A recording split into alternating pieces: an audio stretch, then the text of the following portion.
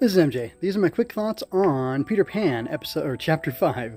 Barrie is an incredible visionary writer.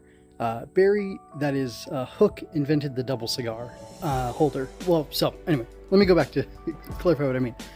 Barrie put things in this book that are extremely iconic images, and I'm impressed by them. A lot of the things I noticed early in the book I realized were in the Disney adaptation, the animated one, and I think in some of them were in Hook, and they're in other places, but there's a lot of like striking images that he makes in prose that you can kind of see in your mind's eye that end up in adaptation. So one of them was Captain Hook's double cigar holder thing, so he can smoke 2 cigars at the same time, which he created himself in the book, and I looked it up and it seems like he really is the guy who created them. The other thing is the four shadows of the kids flying in the nursery on the curtains that the parents see from outside, the ticking clock, Peter playing the pipes, the underground treehouse. There's lots of other good stuff. Can you name anything? Anyway, subscribe, share your thoughts with me, check the links below,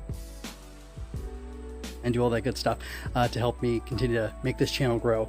Another striking image that I have, or that, was in this chapter specifically, because that stuff was kind of scattered all over the book, but another striking iconic image that, that should be, or is, whatever, is the island coming to life for Peter. Like the narrator says that as Peter returns to Neverland, the island awakens to him. Somehow there is some level of sentience to the Neverland, and something about that place has a direct effect on the characters who inhabit it. So like the mermaids, I think, are a little lazier. The fairies sleep in, and when Peter comes back, the mermaids kind of get into action, and the fairies know that it's not time for them to be sleeping in anymore. The Lost Boys and the Indians on the island there, like, they won't actually kill each other, they'll just fight or like insult each other and things like that. And that's all really interesting. And I don't know what Barrie's trying to say with that.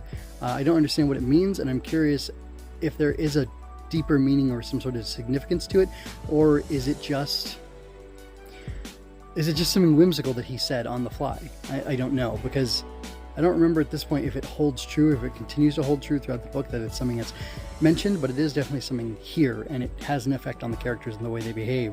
And they're also actually, previously, when they were flying towards the island, it says that the Neverland was approaching the children. It was coming towards Peter and the darling children, and it can only be found when it wants to find you, I think is what the phrasing was in The Flight, I think is the name of the chapter, which should have been chapter 4. Anyway, I'm not sure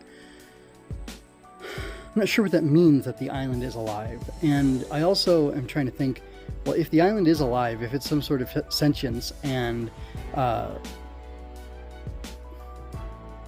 these children inhabit it, and it's kind of created from the children's imaginings, and like there are parts of the Neverland that we see described here as being things that Wendy and Michael and John have all dreamt of. So like, is it the Darlings' Neverland? Does it change per who's visiting it? Does Peter neglect those aspects of it that are specific to the darling children, doesn't realize them because of his like forgetfulness, or because his lack of, I don't know, care or concern about those sorts of things, a lack of care about the details? Or is it something else? And then also, like, why is Peter the trigger? Why is it that the Neverland awakens for him and kind of goes to sleep or settles into a lower state of activity when he's gone?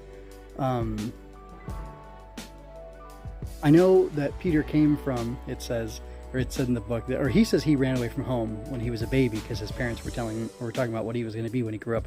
So he said, I'm never going to grow up, instead.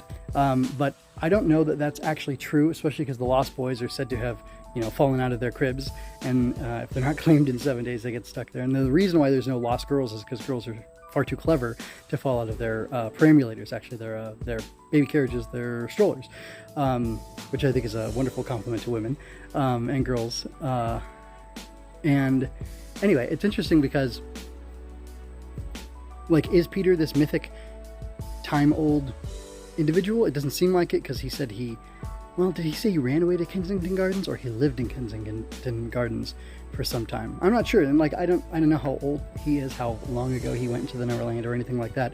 But it's just really interesting to think that, for whatever reason, maybe because it sounds like boys come and go, lost boys come and go, and the 6 that are there with Peter at the time of this book are the 6 current occupants of the Neverland. And I almost wonder if like the Neverland has kind of become tailored to Peter and formed a stronger connection with him, or almost a symbiotic relationship with him, because he's a boy who's been in the Neverland for so long. And I don't know, I'm not sure we were supposed to think this hard about it, but just I can accept it on the face value and I can just roll with it. But at the same time, there are things, flags waving in my head about the thematic resonance that some of these more interesting, stranger concepts might have, and also kind of leading me to think or wonder what kind of thoughts Barrie had and what kind of things he was intending for the children to know, or to think, or to learn as they were listening to the story, as they were reading the story. So anyway, that's all I have to say for now. Please, like I said earlier, subscribe to the channel. I'm trying to help it. I'm trying to grow it as quickly as possible, and the bigger it grows, the better it's going to be, I think. And definitely the more stories we can talk about, and the more fun we're going to have together having a conversation about all this great stuff. And who knows where we'll go if you give me a little support, give me a little attention, and let me entertain you for a little while. We could sort of crazy heights. That's the hope. That's the goal. That's the plan. So until next time, folks, take care. I hope you enjoyed that.